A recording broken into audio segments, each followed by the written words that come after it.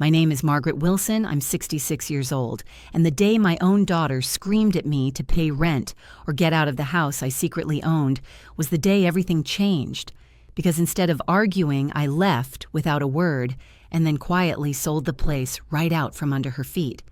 You know, I always believed that if you gave everything you had, your time, your love, your patience, your money, to the people you raised, they'd grow up to at least respect you, maybe even love you back in some quiet, consistent way. But no one ever prepares you for the day when your own child turns to you with fire in her eyes and tells you you're nothing but a burden, an unwanted guest in the very house you once dreamed of filling with warmth and laughter. It happened on a Tuesday. Funny how I remember that, right down to the way the light hit the floor through the front window, soft and golden like butter melting on toast. I just finished folding a load of towels, still warm from the dryer, when I heard my daughter's voice explode from the hallway, sharp and high like broken glass, scattering on tile. She wasn't alone. Her husband, Troy, that smug man with his designer sneakers and a permanent smirk, stood behind her like a shadow that clung too tight. Jenna pointed her finger at me like I was some stray she'd found digging through her trash and shouted that if I wasn't going to pay rent like an adult, then I needed to get out. Just like that. No warning, no calm conversation, no trace of the little girl I once held in my arms on sleepless nights, rocking her gently while she teethed and wailed against the world. I didn't speak. I didn't cry. I just stood there, pressing my palm against the folded towels as if their warmth could anchor me, as if they could keep me from unraveling right there in the middle of the living room. My granddaughter peeked over the staircase, eyes wide, mouth slightly open, clutching the rail like it was a lifeline. My heart cracked a little more, not for myself, but for her, for the version of me she might remember now. Not the kind grandma who made pancakes shaped like animals, but the pitiful old woman who got screamed at like a freeloader and shuffled away, like she didn't matter anymore. The suitcase was already packed. Not because I expected this, but because I'd been thinking of giving them space anyway. You see, I wasn't blind to how Jenna had changed over the years, how cold she'd grown, how much she'd begun to sound like Troy, with that condescending tone that always made me feel 2 feet tall. So I quietly zipped the bag, picked it up, and walked past them, my spine straight and my hands steady, though every step felt like I was walking away from everything I ever tried to build. I didn't say goodbye. I didn't even look back, because somewhere deep inside me, something snapped. Not in a loud or dramatic way, but more like a thin thread finally giving out after years of being stretched too tight.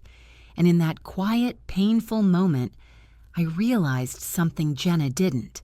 That house she thought she controlled, that house she lorded over like a queen, it wasn't hers. It never was. That house belonged to me. Paid in full 22 years ago with the insurance money after her father passed, put in my name with every closing cost and permit handled by my own 2 hands. She never bothered to ask. She never even cared to know. And now I had no intention of staying quiet any longer. I took the city bus to a modest little rental complex just outside town. It wasn't fancy, peeling paint on the handrails, cracked pavement in the parking lot, but it was quiet and clean. And for the first time in years, I didn't feel like I had to tiptoe around someone else's moods. I sat on the bed that first night, alone in the silence, staring at the ceiling fan spinning gently above me. The ache in my chest hadn't dulled, but it had changed shape, less like sorrow and more like a storm gathering strength. And that was when I made the decision. A calm, clear decision, not born out of anger, but out of something deeper. I wasn't going to yell. I wasn't going to beg. I wasn't even going to explain. I was going to do what any reasonable woman in my position should have done years ago. I was going to sell that house, quietly, legally, and completely behind their backs. And when the day came, when the notice arrived, when Jenna and Troy realized they weren't the rulers of that kingdom after all, They would learn just how wrong they'd been to mistake my silence for weakness. They thought they'd kicked me out, but the truth was, I had only just begun to walk away. The silence in that little rental was both unfamiliar and strangely comforting. I hadn't lived truly alone in decades, not since Jenna was born, and while part of me wanted to curl into that old loneliness like it was some worn-out coat I'd forgotten in the back of a closet, another part of me felt something I hadn't felt in years: air, space. No one barking from the other room, no passive-aggressive sighs at dinner, no eyes watching me like I was a guest who had overstayed her welcome. It was just me, the hum of the fridge, and the quiet ticking of the clock above the tiny stove. And for the first time in a long, long while, I wasn't afraid to exhale. But with that peace came memories, and those memories didn't knock before entering. They came flooding back with every bite of canned soup and every night spent on that creaky twin mattress with its too thin blanket. I remembered Jenna as a little girl, her hair in messy pigtails, running barefoot through the sprinklers in that same yard where she now stood and screamed at me like I was nobody. I remembered all the times she used to cry when I left for work and how I'd kiss her on the forehead and promise her I was doing it for her. Every shift, every scraped-together dollar, every sleepless night working extra at the diner so I could one day give her a safe, stable life.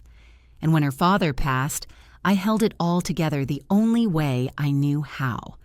I paid off that mortgage with the money from his policy, not because I wanted to own something, but because I wanted to give her a roof that couldn't be ripped away by anyone, not a landlord, not a bank, not fate. But I never told her that. I didn't think I needed to. I figured she'd know, or at least feel it. But over the years, something changed in her. Not overnight, no, it was slow, like water seeping into a foundation. After she married Troy, that change sped up. He had this way of looking at people that made you feel like you were always one step behind, always in the way. And Jenna, well, she started using that same tone. Suddenly, I wasn't mom anymore. I was just her. Or worse, a sigh and an eye roll.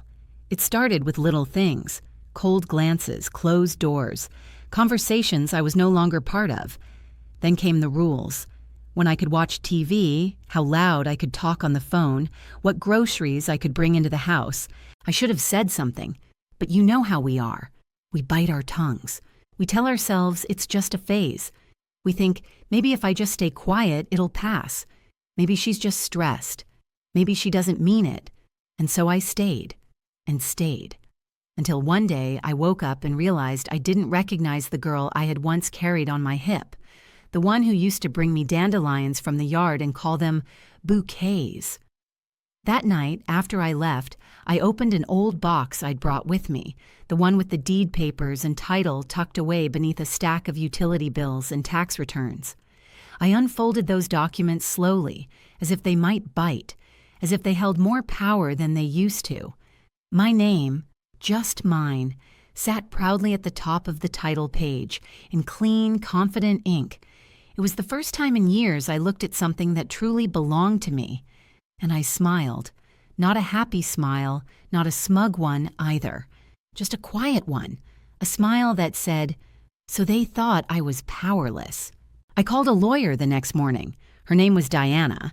She was younger than I expected, maybe mid-30s, sharp, warm, and not once did she talk down to me.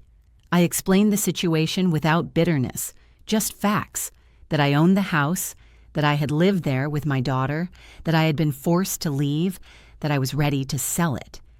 She didn't ask why I hadn't done it sooner. She just listened. That meant more than she probably realized. The process took a few weeks.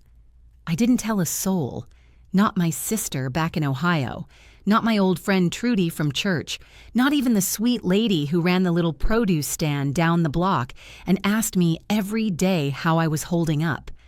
I didn't want anyone to talk me out of it. This wasn't about revenge. This was about reclaiming something I had forgotten how to claim: myself. In the meantime, I started walking in the mornings. Nothing dramatic, just around the complex and down the sidewalk to the park. The air smelled different in that part of town, fresher somehow, less filtered by expectation. I picked up a little part-time job at a flower shop just off Main, helping with arrangements and deliveries. I hadn't worked in years, but the rhythm came back easily. Wrapping stems, trimming petals, breathing in the scent of fresh lilies and soft earth. The owner, a kind man named Victor with tired eyes and a gentle way of speaking, reminded me that people could still be decent, that the world wasn't just made of users and takers. And every evening, when I came home and sat down on that little second-hand love seat with my tea and my thoughts, I pictured the day the letter would arrive. I imagined Jenna opening that envelope, her eyes narrowing, her breath catching, realizing for the first time that the roof over her head wasn't hers to command, that the woman she dismissed like a worn-out cushion had pulled the ground right out from under her. I didn't do it to hurt her. I did it to finally stop being hurt. It happened on a Thursday morning, just as the early fall air had started to shift from warm to crisp. That first bite of the season that makes you reach for a sweater without thinking.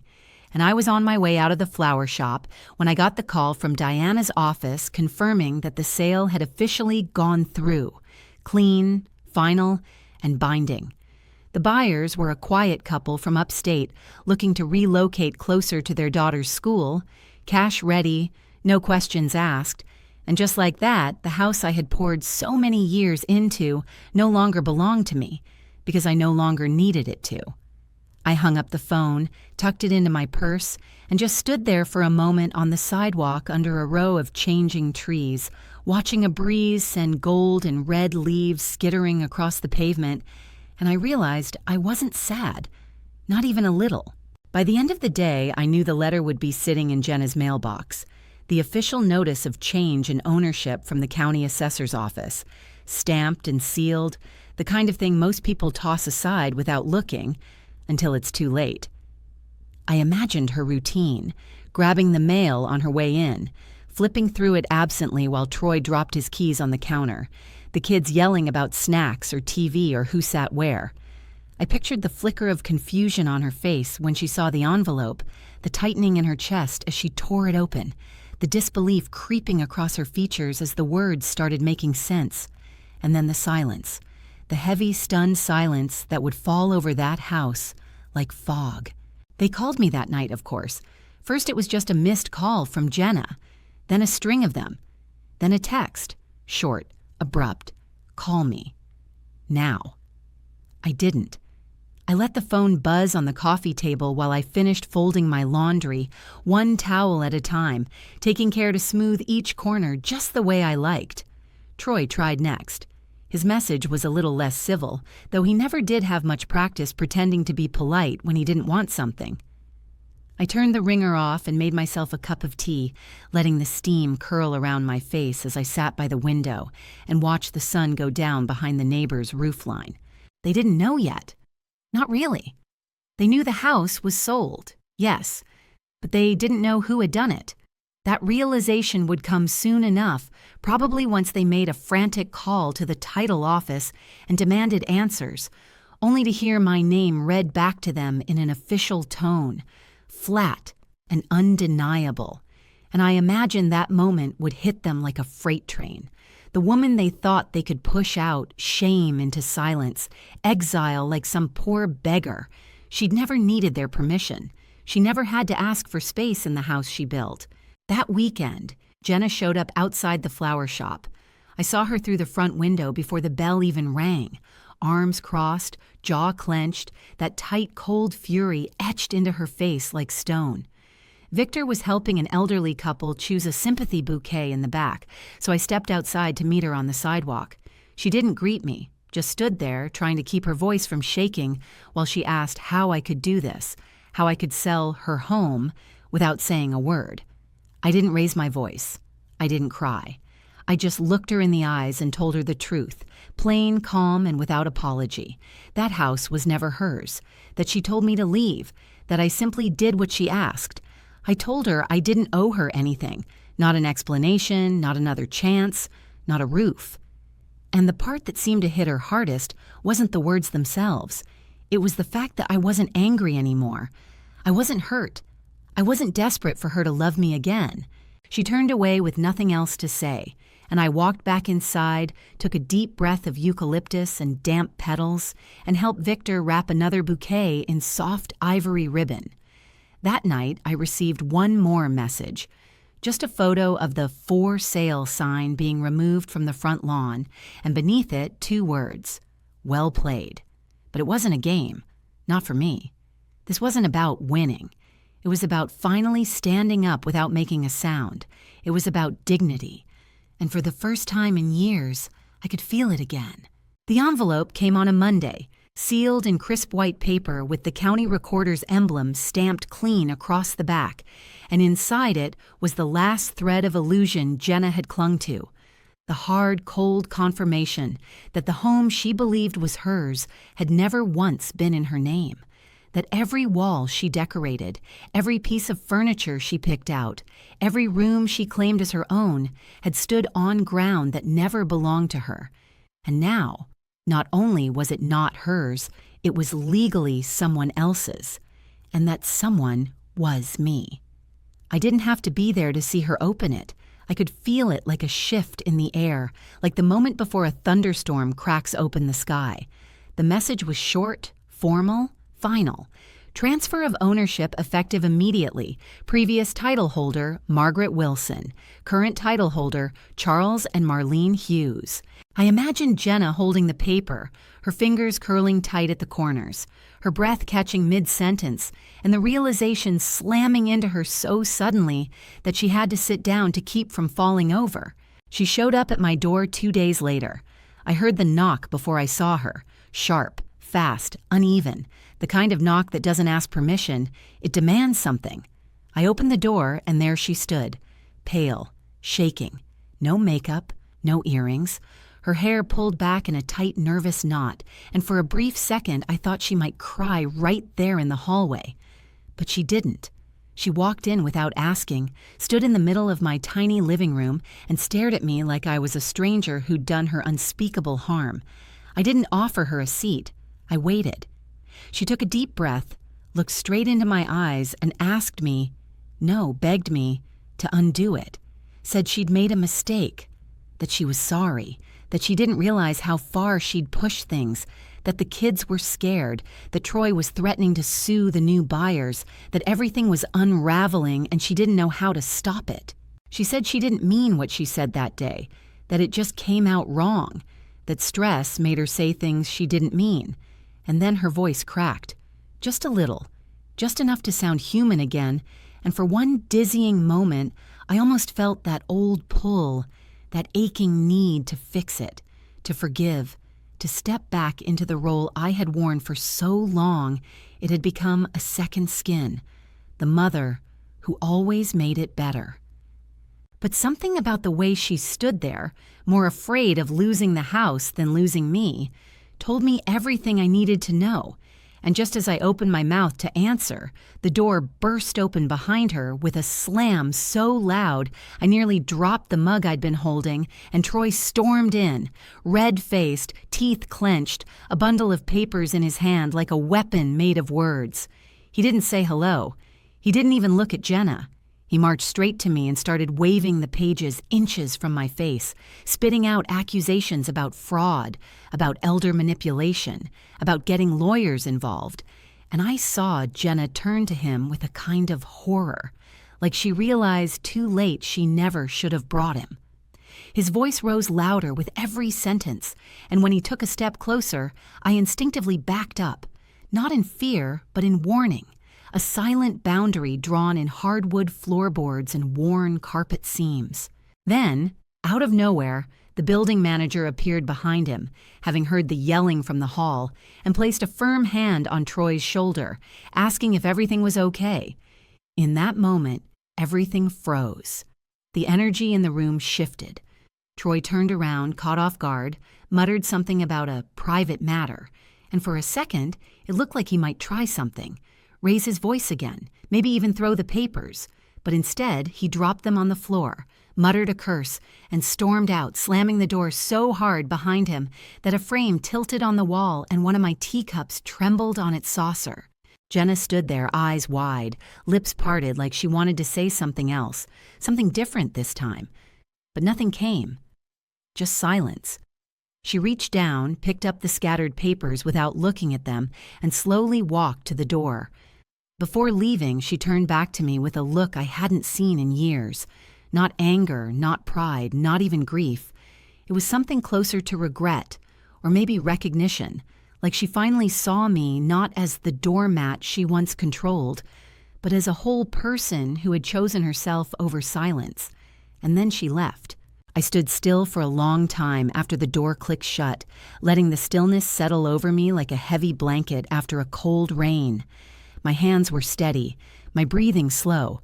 Nothing inside me felt shaken. If anything, I felt more rooted than ever. Later that evening, I took a walk by the lake just a few blocks away. The air was cool and smelled faintly of pine and distant chimney smoke, and I found myself thinking, not about the house or Jenna or even the past, but about what I might want to do next.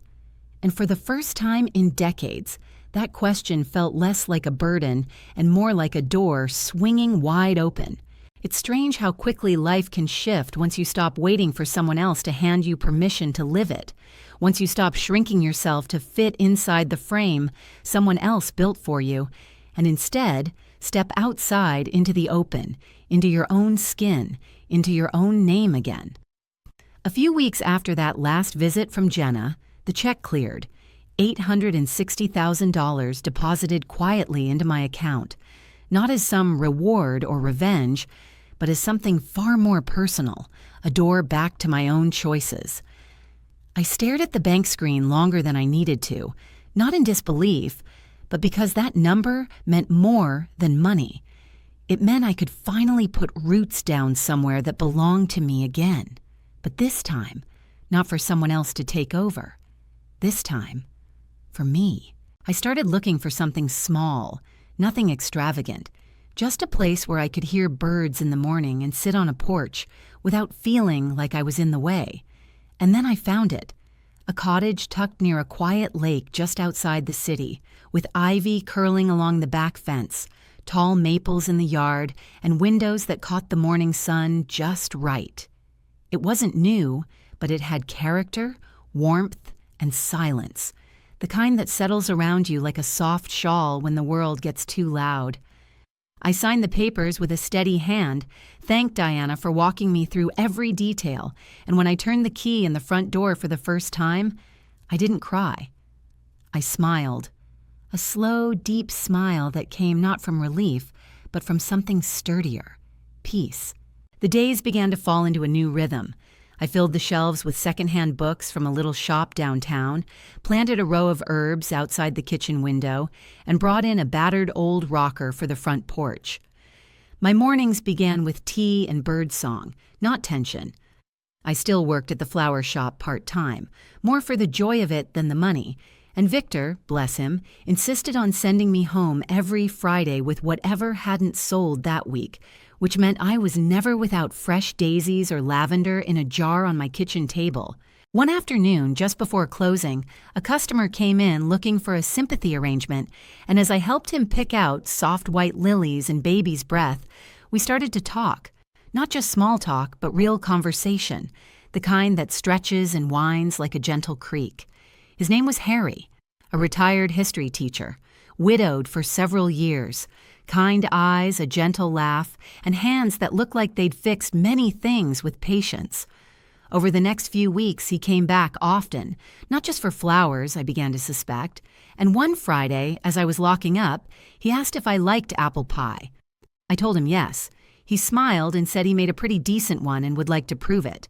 I wasn't looking for anything. I didn't need saving. But something about the way he moved through the world, with care, with listening, with a kind of quiet strength, made me feel seen in a way I hadn't felt in a very long time. We started meeting for walks along the lake, talking about books, about music, about the places we dreamed of seeing but never got around to. It was slow, gentle, safe, and it reminded me that it wasn't too late. Not to be happy, not to feel connected, not to be wanted for who I was, and not just what I could give. Meanwhile, the messages from Jenna stopped coming. I heard through Victor's niece, who worked in the courthouse, that things had taken a bad turn. Apparently, the new owners gave them 60 days to vacate, and when they tried to fight it, it came out that Troy had been illegally subletting one of the rooms without permission, and the buyers had grounds to accelerate the move-out order. I didn't celebrate. I didn't even smile. I just sat on my porch that evening, watching the sunset stretch across the lake in shades of gold and blue, and whispered quietly to the wind that I hoped they'd land somewhere safe, not for their sake, but for the sake of the children who never asked to be caught in the middle of pride and punishment. Still, a part of me knew, deep down, that Jenna's fall wasn't just about losing a house. It was about losing control. She had built a life on the illusion that she was owed something, that my presence in her world was optional and transactional. And when that illusion cracked, there was nothing underneath to catch her. I, on the other hand, had finally built something real, not from bitterness, not from spite, but from quiet resilience. The kind that doesn't shout or slam doors, but simply opens one of its own and walks through it without asking anyone for permission. It had been nearly 3 months since I turned the key in that little cottage door and stepped into a life I built with no one's permission but my own. And by then the rhythm of my days felt like something I could finally trust. Mornings with tea and birdsong, quiet hours arranging lilies and eucalyptus at the shop, and slow evening walks by the water with Harry, whose gentle humor and thoughtful silences made me feel more companioned than any bouquet of apologies ever could. I hadn't heard from Jenna since that stormy day at my apartment, and honestly, I didn't expect to. I thought maybe she'd finally moved on. Maybe she'd found somewhere new. Maybe she'd learned something, or maybe not. I wasn't waiting for closure. I had already closed that door with my own 2 hands. But then, on a mild Friday morning in late October, I found a letter in my mailbox. No return address. Just my name in familiar handwriting I hadn't seen since birthday cards turned cold and obligatory. My first instinct was to tear it in half without reading, but something in the tilt of the letters made me pause. I opened it with slow fingers and unfolded the single sheet. It wasn't long. Just a few lines. Jenna said she was sorry, that she hadn't realized how far things had gone, that she missed the way things used to be, that the kids were confused and asking for me, that maybe we could talk, that maybe I could help them start over. For a moment, my chest tightened, not with hope, not with longing, but with that old familiar weight of guilt trying to claw its way back in. But I didn't let it. I folded the letter neatly and slid it into the drawer beside my bed, not out of sentimentality, but because I knew myself too well to pretend I didn't feel anything. It didn't change my answer, but it still mattered that she finally wrote it. I thought that would be the end of it. I truly did. But life has a way of setting the record straight, even when we stop asking it to. A few weeks later, Victor handed me the morning newspaper when I walked into the shop, his eyes wide and voice low. "You might want to see this," he said. The front page carried a headline about a local contractor, Troy, fraud investigation, unpaid taxes, fake permits. Turns out, while he was so busy trying to sue the new owners of his house, he had drawn attention to himself, and someone had dug deeper than he expected. The article listed a full audit, criminal charges, and potential jail time. It even mentioned complaints from tenants he had illegally placed in rental units over the years, including false leases signed under someone else's name. And just like that, the man who once stood in my living room waving papers in my face like a sword was now at the center of a storm of his own making. But that wasn't the final twist. That came later, when a second envelope arrived, not from Jenna, but from her lawyer. A quiet, carefully worded notice asking if I would consider temporary custody of my grandchildren while circumstances were being resolved. My knees nearly buckled when I read it. The same children who once peeked over the stair railing watching their mother humiliate me were now without a stable home, and someone, somewhere, had finally admitted I was the only one who could be trusted to love them without conditions. I met with a family coordinator 2 days later. The process moved faster than I expected, and one quiet Wednesday afternoon, 2 small backpacks sat beside my front door, and 2 wide-eyed children stepped into my kitchen, holding on to each other like driftwood in a storm. I didn't cry. Not in front of them. I just opened my arms and they ran straight into them like they'd never left. That night, I tucked them into beds in the spare room, the one I'd filled with soft blankets and old storybooks just in case.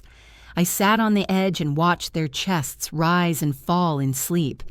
And I realized that, without raising my voice, without plotting revenge, without a single cruel word, I had won.